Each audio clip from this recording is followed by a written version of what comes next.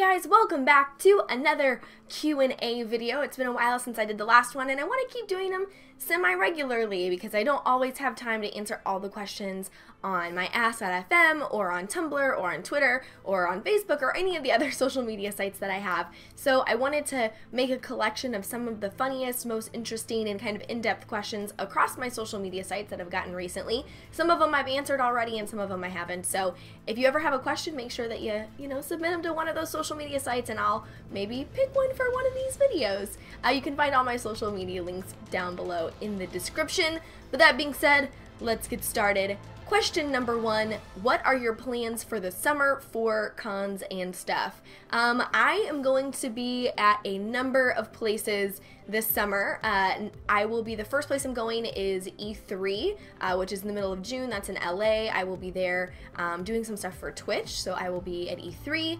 And then I will be going to Minecon in London, which is July 4th and 5th, or 3rd and 4th. I'm actually leaving on July 1st. I get into London on July 2nd, and I leave London on July 10th. So I'll be in London for a really long time. I'm really excited. If you can't make it to Minecon, we are doing a Mindcrack meetup. So look into that, or I will just be in London. Look me up where I'm tweeting and stuff and come say hi. So I will be there, and then I will be coming back, and then I will be at VidCon, which is also in LA. I get to do an awesome panel. I'm so excited. Me and LD Shadow Lady will be on the same panel together, and I'm super stoked about that. We'll be doing a meetup. I have some other stuff going on at VidCon, which is super exciting, so I will be there. And then I come home, and then I think the next thing after that is PAX Prime, which is in Seattle, and then obviously TwitchCon, which is in September. So not really summer, that's in late September, but I will be at TwitchCon September 25th-ish, and then I will be at PAX, which is in August. So lots of conventions coming up. I'm really excited about it, so hopefully I'll see you guys there. Question number two, are you going to be doing any other music videos? And the answer to that is yes. If you guys haven't seen my Twitter or anything else recently, I just did a song with Big Giant Circles called Signs. It is amazing. It's probably playing right now, so it's just so good. You can definitely download it. I will put the description in the link below. They have an entire collection of songs from the video game There Came an Echo, which is available on Steam. So really excited about that. We are going to be doing a music video for trying to figure out the logistics for that now. But you can expect a music video to go up on my channel, hopefully late this summer. But yeah, so I will be doing that music video, and then I am working on another original with Approaching Nirvana. So excited about that. So hopefully you guys like that. Question number three, I just started to watch people stream and was wondering if you could recommend female streamers. There are tons of amazing female streamers. I'm probably going to forget some in my head, but I will try to list them out here. 2MG over C squared, her name is Allie. She's fantastic. Obviously, OMG, it's Firefox. You guys have probably seen her on my channel. She is amazing as well. LOL Renee, she is hilarious and feisty and definitely encompasses what a magical redheaded mermaid would be. Definitely a feisty one. Who else? MK the Worst. You guys have seen videos with her on my channel.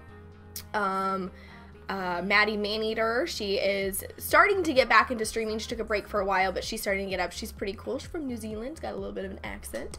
Who else? I'm sure I'm forgetting lots of people, so if you guys have recommendations for female streamers below, make sure you leave them, in the comments. Yeah. The next question, number four. What happened at the doctor? So I have been tweeting just like random things. Like I was at a doctor on Friday, and I had been like kind of tweeting earlier this week that I was really nervous about some things. And so here is basically, I will give you an abbreviated version of the story, and then I'll probably do a vlog on it later after I have some follow-up stuff done. So a couple of weeks back, I had an allergic reaction, if you guys remember me talking about that, to outside basically, and while I was at the dermatologist, having her look at my face for breaking out like in hives, I said, hey, I haven't been to the doctor in a while. I have tons of freckles, and if you have lots of freckles as you get older, it's really important to have them looked at to make sure they're not developing into melanoma or anything else. So I said, hey, will you take a look at my body, make sure nothing's weird, and I had a big freckle on my back, and she said, it's probably okay. Let's go ahead and get a biopsy just in case. So when I was in the office, they put some local anesthetic on it. They basically took a razor blade and shaved off like 2 layers, sent it to the lab. And then when I was with OMG Chad a couple of weeks later, we were filming the game show for Buzzer. They called in the middle of the show and I took the call and they said, hey, it came back as abnormal / precancerous, and so we need to get it taken care of. Well, obviously no one wants to have cancer, so as a precaution, I went into a surgeon, and on Friday, this last Friday, I had a 3-inch, about this much area where they basically just took all of the skin and this much down to the muscle, and they cut all the skin out and then they stitched it together. So it's, I mean, I have a hole, but they stitch it together. So it means that basically if you were to like pinch your skin and then not be able to move, because anytime you moved, all of the skin would be hurting because you like stapled it, you know. That's what it feels like. So it's really hard to even like not, if I like twist or move, it hurts because all the skin's really tight from being stitched. So I have a incision about that big on my back that's now it's all stitched. I have internal stitches and external stitches, and it's bleeding, and it's really awful and gross. And it, you know, doesn't feel too fun. So I've been trying to kind of stay off my feet and keep relaxed so that it doesn't bleed and so that the stitches have time to heal, because if you rip the stitches, then you're going to end up with just a nasty like gap in your back, and I don't want to be any more scarred than I have to be. So that's that. They send the rest of the skin that they take off for an additional biopsy to make sure that the surrounding skin is normal and fine. So just a precaution, they remove all the skin, but it's still not a very fun procedure. So that's what happened at the doctor. Thanks everyone for being concerned. Who is your best friend? That's question number 5. So I have best friends in a lot of different ways. I think that people are all different, and they give you advice in different ways, and they respond to situations in different ways.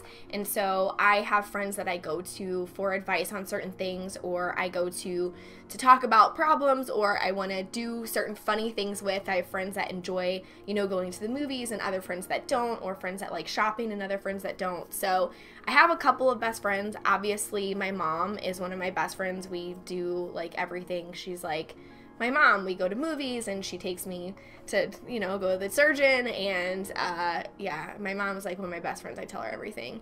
And then my brother is another one of my best friends, just because he probably knows more about me than most people, and he's really good at like not giving you advice but just listening, and then basically being like, toughen up kid, you're gonna get through it. So my brother is one of my best friends.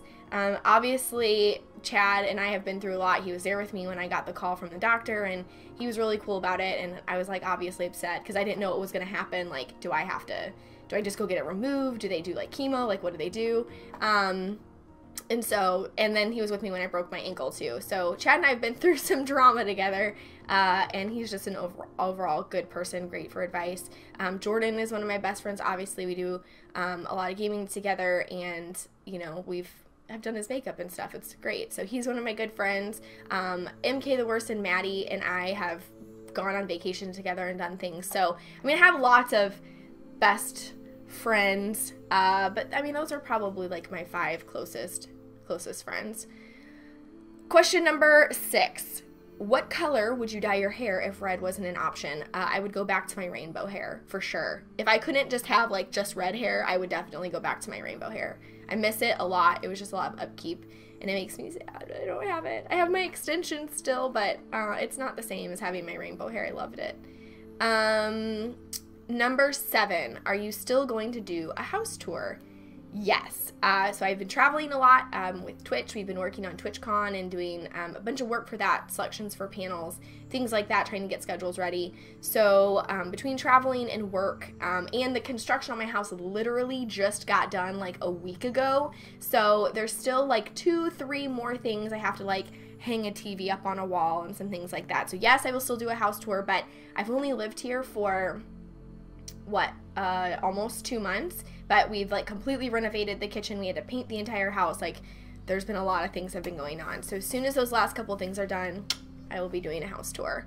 Number 8, I like blank and blank, especially with blank. Fill them in how you wish.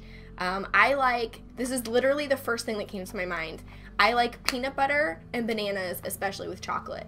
That is like my all-time favorite like smoothie, peanut butter, banana, and chocolate. 3 things. Also sandwiches, fried peanut butter and banana sandwiches with chocolate milk is so bae. It's so good. If you guys don't, it's so good. That's so good. Number 9, what part of your body looks the worst? Please don't take offense to this question. I don't take offense to the question. I think everybody has things that they're insecure about with their body, and that's totally normal and totally okay. For me, I agree that they also post they think elbows and knees are weird. I am not a fan of like my thighs/knees. My whole entire rest of my body, like arms, stomach, hips, all that I'm great with. Literally my thighs and my knees are like the places, like I didn't wear shorts for like 3 years. Like I just didn't own shorts and I never wore them because I'm just not comfortable with like, I'm a curvier girl, you know, I got some thighs. Maybe I should like work out more or something. If I like stop getting injured and being put on bed rest, I can try to work my thighs out a little bit. Question number 10. What words do you live by? So, I mean, I think that there's a lot of, I don't know. I don't have like one key phrase. Obviously, I've said it before. My mom told me when I was a little kid that any true artist can make a masterpiece out of a mistake. Basically, at the time, I was crying about a painting that I had messed up, and she was trying to get me not to be like really upset about it. And she was like, look, we can cover it up. We can like work with the mistake, blah, blah, blah. But I think it's kind of speaks a lot to your life. It's never too late to turn a bad situation into a good one. And, you know, if in a more serious note, you can be dealt a really hard, I guess, card, you know, really hard hand, and you can turn it into something better. There's never a time where it's too late to make up for a bad situation or to turn something bad into a good one. I can't think of any situation in my mind where you can take something bad that's happened and you can't do something good. Even when tragedy happens, you can use that to turn around and help other people, and it won't change the mistake, it won't change the bad thing that happened, but you can turn it into something that doesn't hold you down. You can make it into something that makes you stronger. And I mean, I think it's probably one of the best things that I live by. I also tell a lot of people, you may lose the battle, but you can still win the war. It's really hard when you're suffering with anxiety or depression to feel like it's okay to forgive yourself for having a bad day. I think people put this stress on themselves, especially when you're dealing with anxiety or depression, that you have to kind of keep up this I'm happy all the time so that people aren't concerned about you. But I think that people who know that you're depressed or know that you have anxiety expect you to have a bad day, and it's okay. It's okay to wake up and be like, I'm just really depressed today, and give yourself that peace. You may not have won the battle today, but overall you can still win the war. Like, one bad day isn't going to set you back, and to kind of have that patience with yourself. So I think those are probably two things that I really live by, and I try to, personally, you know, motivate myself. Number 11, finally getting to Game of Thrones, huh? So this is actually a longer question. So basically, like a year ago in a Loot Crate, I had said I was planning on watching Game of Thrones, and then exactly 1 year later, they did the same type of Loot Crate, and I was like, I'm gonna get into Game of Thrones.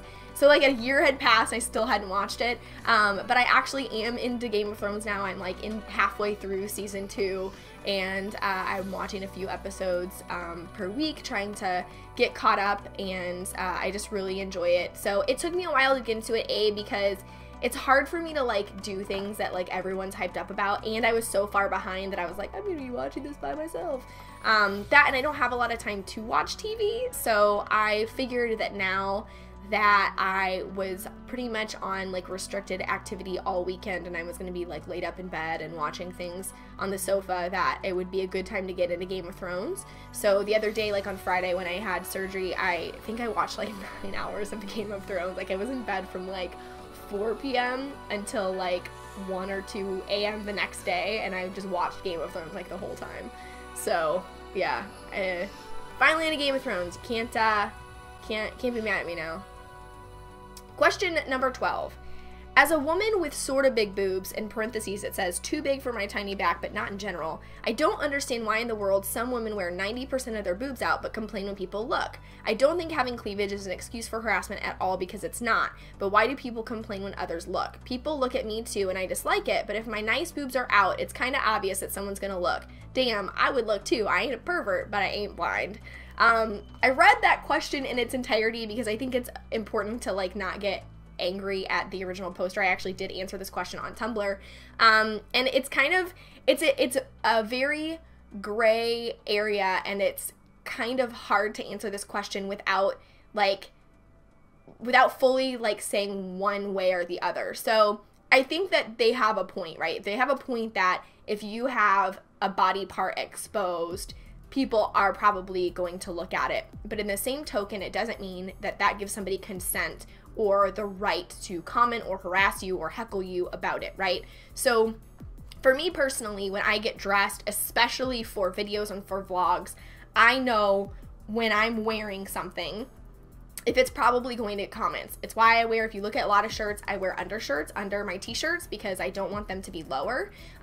So I will wear shirts underneath my shirts to cover up cleavage, or if I wear tank tops, I try to pull them up. But I understand that if I wear something that's form-fitting or low-cut, people are going to comment on it.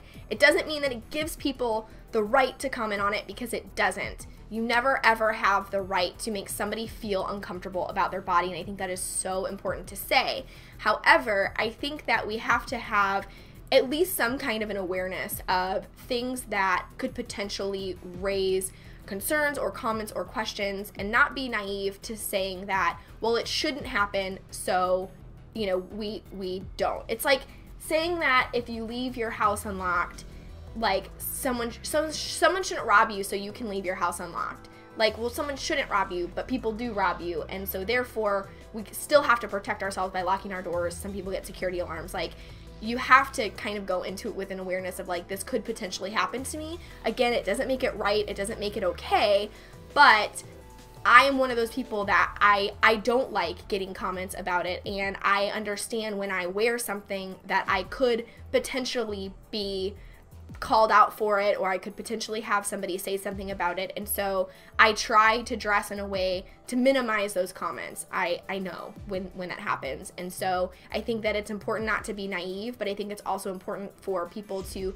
still kind of raise their children, their sons, their daughters, to say it's not okay for you to, you know, to make someone feel uncomfortable about their body, or to comment on, you know, to comment on that. I don't think that, you know, that's okay. If we look back at recently, my friend Super Maryface got approached by someone when she was at the Star Wars convention about an outfit that she was wearing, and she was wearing just a tank top and some shorts, like jean shorts, and they commented and told her that she had dressed to attract attention. Mary is petite and she has a decent sized chest, and I really don't think that Mary dressed that day for people to look at her boobs. I think it was hot. I think she wanted to wear a tank top, and she has a great figure, and so I think it's natural that people are going to look at her and notice that she's an attractive female. But at the same time, I don't think that it's fair that someone approached her and basically said, like, you're doing this specifically for attention, when I don't think she was. So again, I think that we need to kind of be aware of that. I don't think that, you know, in Mary's instance, I don't think she should have been required to cover up or do anything like that. I think that, you know, she wanted to wear and she was comfortable, she felt confident what she was wearing, and that's perfectly acceptable. I think that she knows that she's an attractive female and people are probably going to look at her, but I don't think that it's okay for people to harass you or to make you feel badly about it. So that's my opinion. Hope I didn't offend anyone. That's just my opinion. 13. Do you ever wish boys could have periods? I do, because then they'd realize how uncomfortable and annoying it is and would stop teasing girls.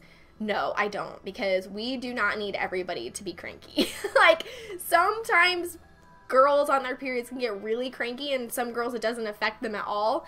But I think the less people that have to go through something terrible, the better.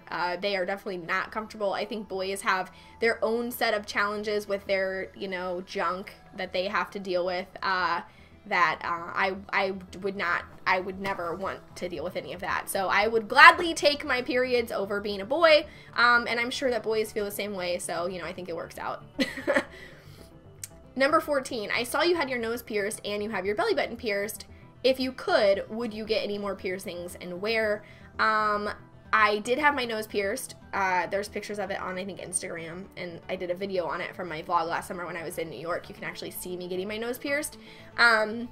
But I took it out afterwards because it was really itchy, and I'm pretty sure that my body was rejecting it, and so I took it out. I have my ears pierced just here. I did try to have them double pierced, and I did try to have my cartilage pierced. All of those rejected, and my ears swelled up and got infected. And I do have my belly button pierced both on the top and the bottom, so I have actual 2 belly button rings. There's a picture of that on my Instagram somewhere also. But I am actually surprisingly not a fan of piercings, probably because my body has rejected them so much. I don't have scars or anything from any of them, so I wouldn't be opposed to trying out a piercing, because I know that you can always just take it out and then it's closed up and no harm, no foul. I just am not going to get any more piercings. My body tends to reject them. I'm lucky that my belly button piercings have stayed in, but those are hidden and nobody sees them. But you guys can tell if you go back through my Instagram photos of selfies and stuff, I don't even really wear earrings anymore because my body is so sensitive to the type of metal that I put in them. So I don't mind piercings. I think that piercings can be very attractive on other people. Just for me, myself personally, my body doesn't really do well with that stuff. So no, this is kind of what you're getting, guys. Nothing about this mug's gonna change. Last question, number 15. If you have time, would you mind sharing your thoughts on Joey Graceffa's new music video? If you guys haven't seen it, I will link it in the description below, or I'll put an annotation here. I watched Joey Graceffa's music video actually originally when this person sent me this question, and I was like, A, the song's really good. B, the music video is really good. The production quality on both of those is stellar. Sometimes people who decide they're in one profession and they decide to musician in another, hey, I'm a vlogger, I'm gonna be a musician now, it just does not turn out very well, because every musicians are musicians and non-musicians are non-musicians, and sometimes it's hard to cross over. He did an excellent job.